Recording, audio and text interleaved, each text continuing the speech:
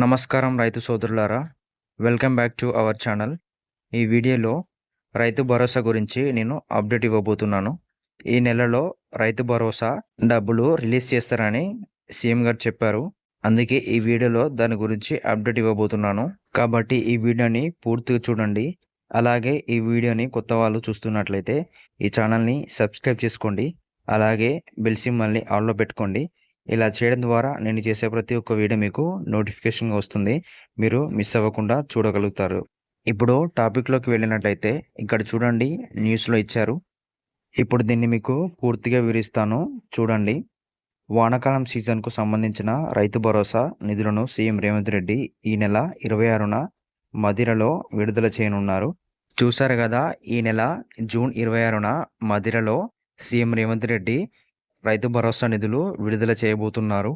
అనంతరం భారీ బహిరంగ సభలో ప్రసంగిస్తారు.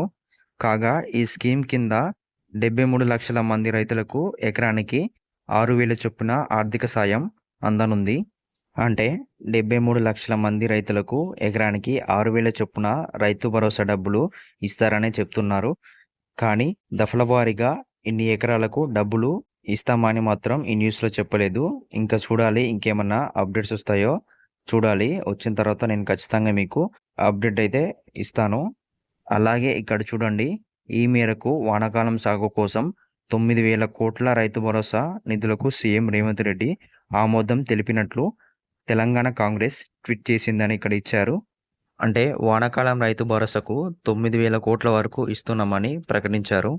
కాబట్టి చూడాలి, ఈసారి అయితే తొందరగా రైతు భరోసా విడుదల చేస్తున్నారని చెప్తున్నారు. మనం 26వ తారీఖు నాడు చూడాలి. ఇది అండి తెలంగాణ రైతు భరోసా యొక్క సమాచారం. ఈ సమాచారం మీకు నచ్చినట్లయితే ఈ వీడియోకి ఒక లైక్ కొట్టండి. ఇది మీకు ఉపయోగపడుతుందని అనుకుంటున్నాను. ధన్యవాదాలు.